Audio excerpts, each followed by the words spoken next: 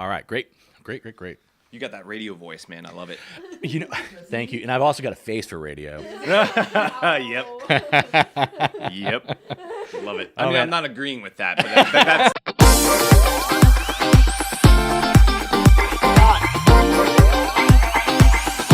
Welcome to the I Hate Social Media podcast, the podcast where we dive deep into the chaotic world of social media marketing with a twist of irony and a dash of humor. So whether you love or hate social media, join us on this journey as we uncover the secrets to making it work for you. That's the joke that everybody says after you say that. Awesome. Well, I'm speeding. Are we rolling? Okay. Yeah. Was all that on camera? Yes. Good stuff. Nice B-roll. All right. Okay. So one of my shtick elements is I try to put something weird or funny on the front of every podcast. Like a nice hook. A hook, yeah. That's my hook right there. Nice. Oh, So cool. Good. Face for radio. Love it. Oh, it's good. Those good moments. Man, okay, so I want to start out with specifically talking about you and anything that you want to talk about as far as you are concerned, like yourself. Like you can pre-plug here. Plug yourself. What do we got? Well, my name is Scot, and I am, I guess, what order should I go here of all the things that I do? So I am the admin, the creator for Rogue Worship Leader, which is a meme page dedicated to worship leaders and people in the worship and production church space that are also massive Star Wars nerds like me. Let's see, I am the... Who's your favorite Star Wars character? I knew you were going to ask this. Boba Fett. Okay, so I want to know this. Yeah. I would call myself a Star Wars liker. Okay. Yeah, I do like Star Wars. Yes. I think that they nearly ruined it a few years ago, but everybody agrees with that. Even hardcore Star Wars fans for sure. Yeah. So I think in recent years there's been some good stuff. Man, but almost like to me. Okay, so first of all, where they get it right, Mandalorian. Oh yeah, like, absolutely. Holy cow! And you know why? Because the fanboy did it. Yeah, absolutely. I mean, seriously. Yeah, Dave Filoni just took that and ran with it. Amazing. I love that man. I love almost everything he does. He is good. He's very good. Oh absolutely. Man, he knows how. All it is, really, all this stuff comes down to me is, and it sounds like stupid, but it's storytelling, man. Yeah. I mean, and I feel like with the advent of like Phantom Menace and some of this other stuff, they got caught up in the cinematic. Special effects stuff. Yeah. Special effects do not carry a story. Right. Hollywood. Right. Jeepers creepers. It's always going to come down to story. So it feels like a bit money grabby, and it was. Right. So that wasn't cool. But man, the Mandalorian. This is the way. Absolutely. I'm into that. Well, and what Dave Filoni gets right, besides the storytelling aspect, is the fact that he has imagination. Yeah. And when you have somebody, and I think he said this in an interview, when you have somebody who's storyboarding something with action figures, that's a true nerd right there. Like that's so good. The fact that he had done that, and that's kind of where his brain is at. I mean, he's one of us. He's just an absolute nerd that's given a free playground to just play in, and he's doing it right. You know? And you know, there's people out there that think he's not doing it right. But there are elements of when you get to that top echelon level, there's are elements of like selling out or maybe getting a little bit more corporate. Right. So you lose a little bit of that. Well, and he doesn't have. I think a lot of those guys don't have the full. He doesn't get to do whatever he wants. He does have people that he answers to at the end of the day too. Right. Exactly. So it does get a lot of stakeholders stuff gets lost in translation and whatever. Well, and that's one of the things as a content creator that I've experienced in both. So I have Rogue Worship Leader, which I run on my own and I create on my own. And then I work for a media agency, and we do marketing, mainly podcasts, mainly social media content. You know, pull clips from podcasts, things like that. We do newsletters. It's a marketing agency, but it's B2B. You know what? Offline. So I would love to ask you just some nuts and bolts questions. Yeah, absolutely. But so I'm in like this creator realm, right? But then I'm trying to bring that creator brain to the B2B world. Right. And what I'm seeing happen is exactly what we're talking about with Star Wars. So there's like a correlation that once you start creating by committee, and there's too many cooks in the kitchen, that's when the content gets watered down. That's right. That's when it gets a little bit too disjointed. stale and disjointed. Yeah. Yes. And then it's just not good. Yep. But if you have the creatives that are at the helm, and there could be a few, but once it becomes a corporate boardroom, vote on this, vote on that, not to, but there's so many cables coming off of it and you bump them all the time and it just loosens So it up. that is small rig? I actually have Yeah, that. it is. I love small rig. Yeah. Small rig is fantastic. It is great. I know it's Chinese stuff, but like their marketing is fantastic, and then their products are great. They're very in tune with the user. Yes, they really are. Yeah. And that's the key. Honestly, it's funny. I mean, like you said, it is Chinese, and it is what it is. Okay, Right. so people can say what they want, but a lot of that stuff is cheap. Yeah. But they actually like put out quality. Yeah. It's at that really nice sweet spot of quality and affordability, Yeah. and it's like it's a no-brainer. They're occupying a space in that gear world that no one else is in right now. Yeah. I mean, Newer is trying to be, or Newer, whatever you pronounce it. They're trying to be that, but their marketing is not as good. No, I don't. They're not. I don't think they're going to get there. No, I don't think I so. just don't. Maybe. I think they're going to start to understand. Like, you know what? This is where we live. Yeah. Embrace it. Yeah. Exactly. It's okay. Well, that's a whole other topic. Next time, you're going to have to come back, brother. Yeah, we'll do a gear episode, right? Oh, man, that could be fun, right? Have you returned to talking about the similarities you see with the Star Wars? Yeah. How far back do you want me to go? So this is something like what you were saying that like what we're seeing in the Star Wars thing is happening in the Right, but did I say that? Sorry, I'm used to sitting there where you guys are at.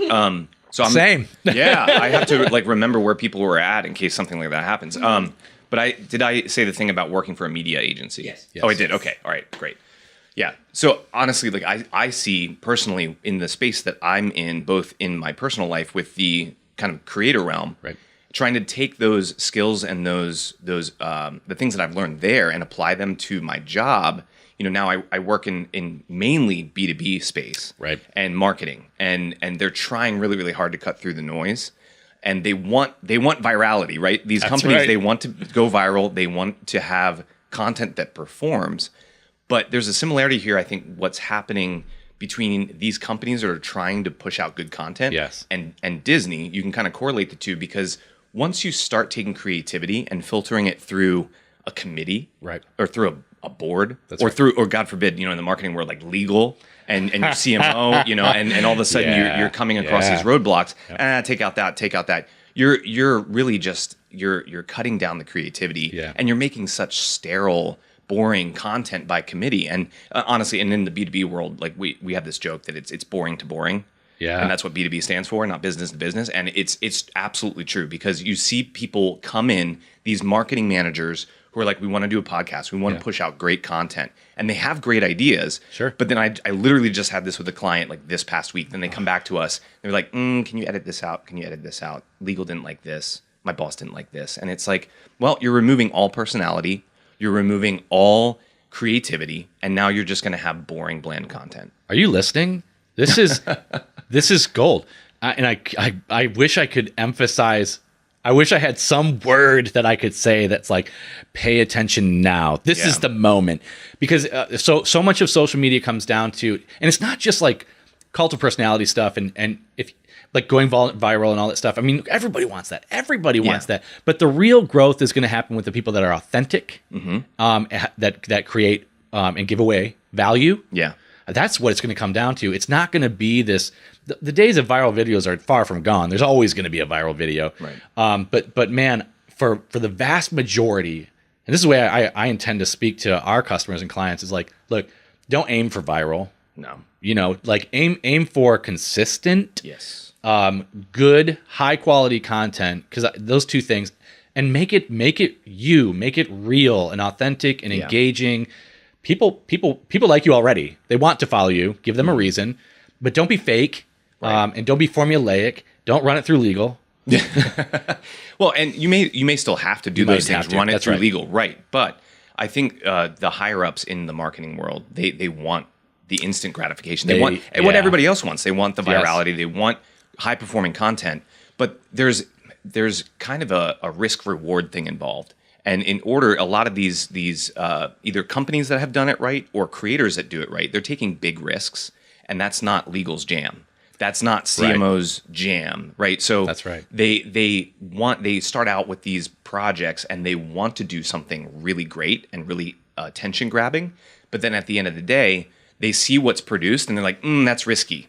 and they're not willing to see where the reward is. So Yeah, that's if there's right. no risk, there's no reward. That's right. And so I get that there's a lot of companies out there that their reputations are at stake. They have a lot at stake in the marketplace, in their image, in their branding. I get that. But there's some level of protection you have to provide over that. But with giving a little bit more leash to your marketing people That's right. and your creatives, let them be the creatives.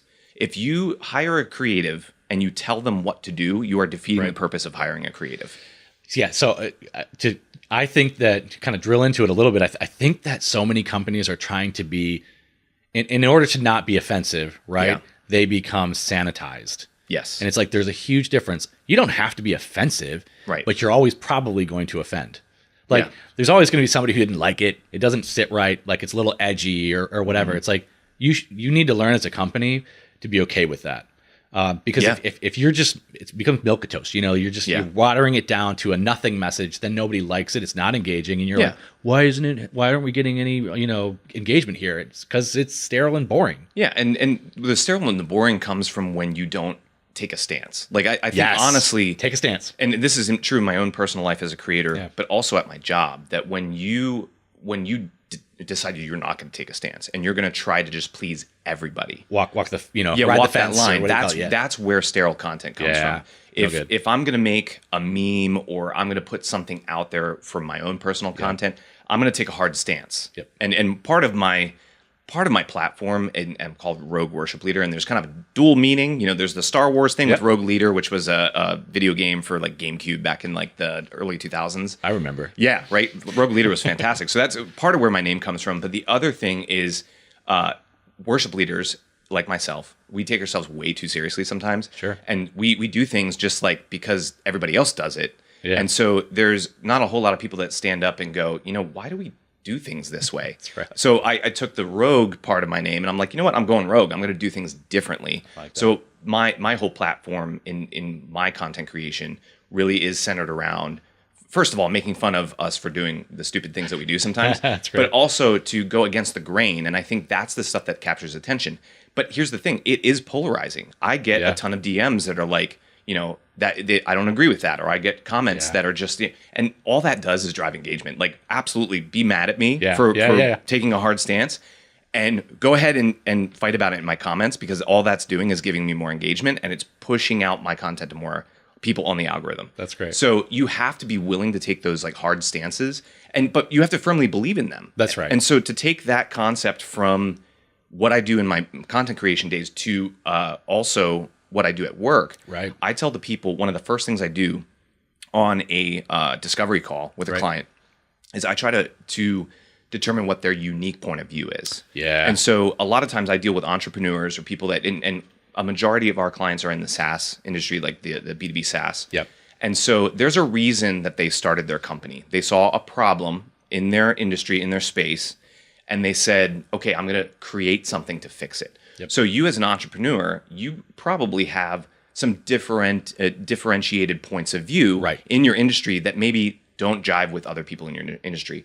So the first thing that I ask them is I say, what's something in your industry today that everybody in your industry agrees with, but you passionately disagree with? And that's usually a very driving question to find out where they are in their journey in this company. And then I ask them things, it's all counterintuitive. I ask them things like, what's something that your clients are doing today that they should stop doing? Right. What's something that your clients aren't doing today that they should start doing? So it's all very, and maybe that's a little bit too much taking from my rogue persona, but no, that's okay. Going against the grain, I'm trying to figure out what's different about them. Because here's the thing, and we were talking about sterile content. Yeah. If you're just going to say the same thing that everybody else in your industry is saying, you're going to get lost in the noise. So the only way... It's my phrase. I say it all the time. Yeah. So the only way to stop the scroll, the only way to gain interest, gain listeners, gain a following, build trust and affinity for your brand is to put yourself out there, have a unique, differentiated point of view. That's right. That is different from everybody else. That's right. That's the whole point of differentiated. If you're just going to say something and I've heard it so many times. If you're going to say something to me that you vehemently disagree with in your industry, but everybody else in your industry disagrees with that, that's not a differentiated point You're of just view. more noise. You're just more noise. Yeah. You Oh can't man. cut through. That's right. That's right. And sometimes like there are people, it's like not having faith in what's happening in the real world. There are people that if you can get your voice out there and say what you truly believe and be authentic about it, they're waiting to hear it. They are waiting for you to speak up and come and cut through the noise and go, that guy, that company, I'm interested. I want to hear more. Tell me more about that. And as long as you've got your story, there is a bit of creating, and I shouldn't say creating, you're like a persona, right? Your company Personality. Yes. Yes. And that's something that my company really stands for is personality led. It has to be. We used to do, and no offense to this podcast right now, but we used to do a lot of podcasts that were guest centric. Okay. And so when you're a business and you're interviewing somebody else in your space who's an expert, guess what? You're giving up a lot of the thought leadership to your guest. That's right. You're right. That's true. What I appreciate about what we're doing right now is there's a back and forth. There's a dialogue. But most of these business podcasts ask a question and then they let the other person rant, right? Boy, yeah. And then that's all it is. So we'll, they'll write questions. They'll just ask question, answer. And you're giving up all of your thought leadership, all of your persona. So we tell people two things, like either go with co-hosted commentary or a panel or some kind of way where you can have personality, because co-hosted commentary is fantastic because just like we're doing right now, there's a good banter. A good back and forth. That's right. So you get personality and then people feel like they're a fly on the wall when they're listening to your content. That's right. So that's the first thing we recommend. If you're not willing to do co-hosted commentary, if you want to bring a guest in, batch record your episodes. And then you do 4 or 5 episodes with the same guest, but treat them like a guest co-host, not a guest. You just triggered something for me. So, okay, since we're both kind of like techies, so Blackmagic just came out with a new camera. It's a 3D camera. Ooh. So it has 2 lenses on it. Okay. And so my brain goes to, what would a podcast be like 3D? Ooh, that'd be wild. Yeah. Because you said fly on the wall, and I'm like, you like know that what? voyeuristic kind of like. That's right. Yeah. Bring them into the room. Yeah, that's Man, nuts. I'm kind of exploring that. I'm like, I might want to try that sometime. I love that. But you absolutely need that because if you want to be different, you have to have a personality. Yeah, that's right. And this sterileness in this bland corporate content that comes out comes from a lack of personality. Oh. So if you can inject personality, it's a flavor. It's It's absolutely a flavor that you can. Now you can choose not to do that, but expect your food to taste bland. Absolutely. So if you're going to do co-hosted commentary, great. You have the banter. If you're going to do a guest-centric podcast, have questions, but also inject a little bit of your own personality like you are today, and give yourself the opportunity to be the thought leader in that space as well. But inject your own personality into it. That's right. Don't just say the same thing everybody else is saying. Say something different. Like ruffle feathers. Yes. Like in the most respectful way possible. Yeah. But if you don't do that, you're going to get lost. I think that's right. Yeah. I think that's very, very good. Let me ask you something. So when a company's starting out, they're kind of they've got some, I mean, let's just say no following really to speak of. I have this philosophy, and I want to throw this at you because I want you to say that's wrong or that's right. Would it be fair to say that when you're starting out, the biggest thing is yes, providing the personality, providing value, extra free. I mean, that's really what you're doing. Yeah. You're offering value for free. Right. But how do you get into, even if you're doing that, you've got to get it in front of people. I mean, is that where boosting and some of this other stuff comes in and actually paying for something, or how do people walk through that process of like when a company's starting out, how do they build a following? Yeah. Building a following is really, really tough. Sure. And I will preface all of this to say that even when I joined my company, they were specifically looking for people who built followings. Sure. Right. And so I had done that, but I can tell you it was part strategy and part luck.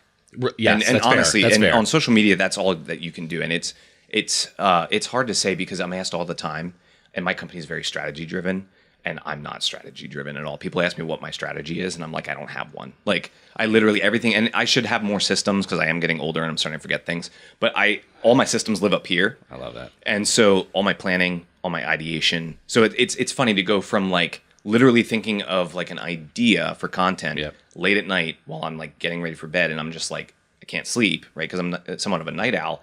My most creative moments are at night, not during the business day, right? Yeah. So like I will either make the content then, or I'll throw something in my notes app, and then going from that organic content creation kind of like, here's an idea, I'm going to execute it quick, and then I'm going to post it. Right. Like there's no hindrance, and then that's where the luck comes in after that, is that you're trying to connect to your audience.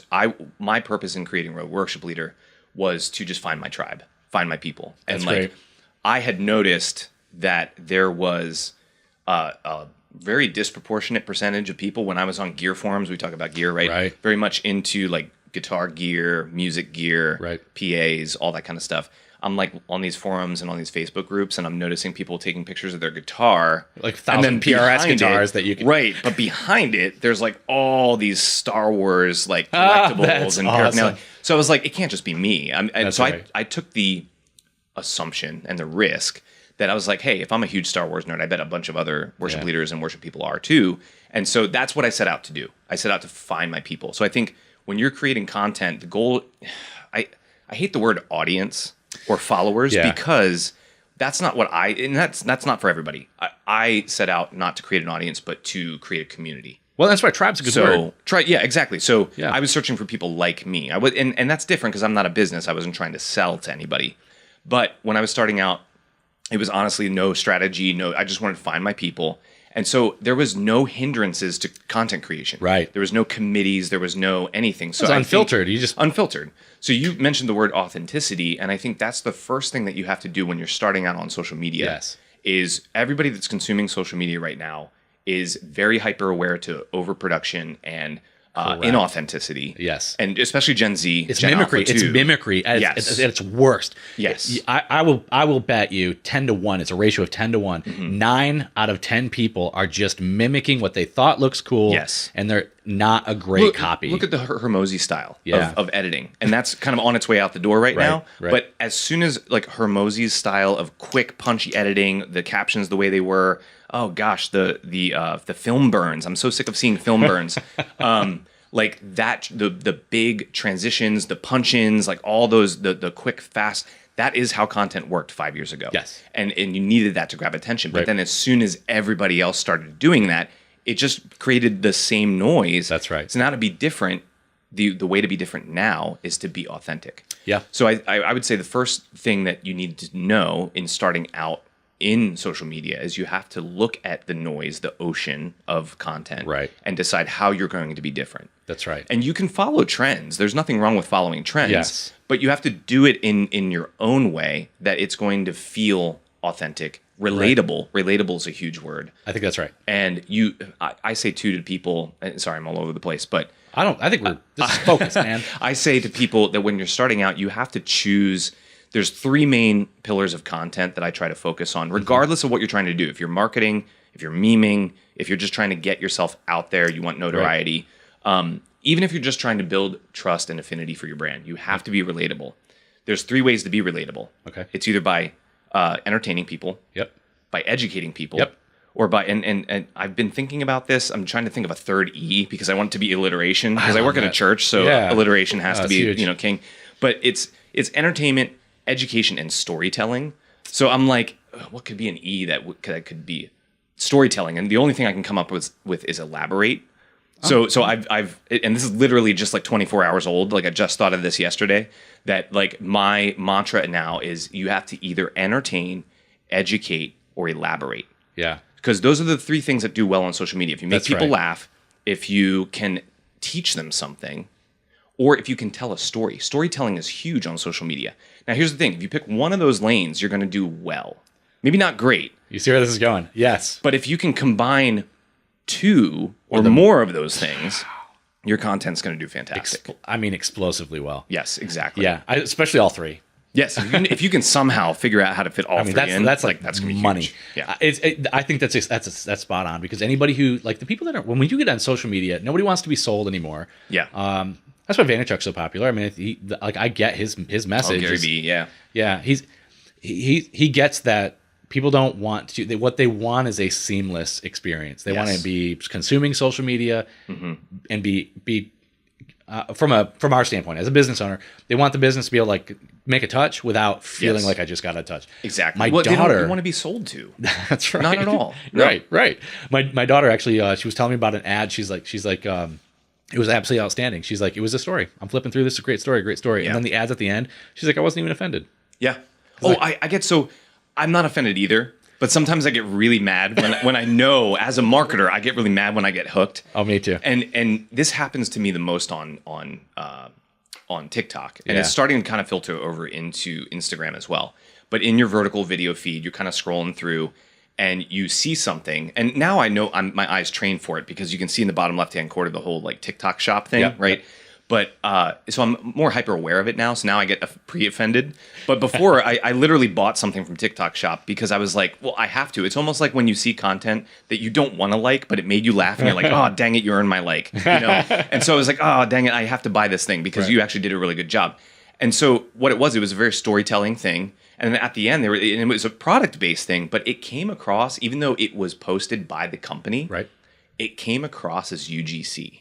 User-generated content. Wow. And so what that did is it was shot with an iPhone. It was very low produced.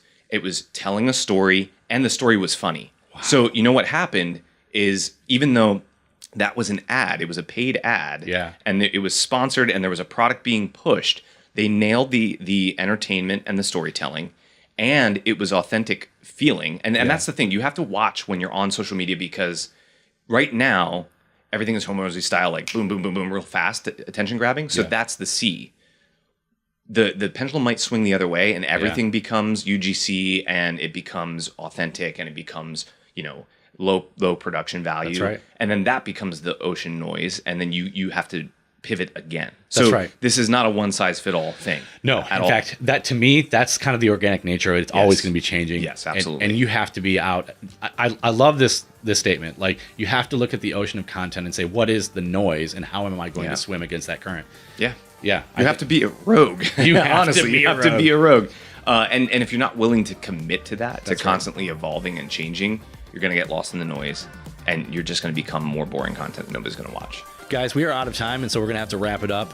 But don't leave us yet. Stay tuned. We're going to have a part 2 here. So we're done for today, but catch us again next week.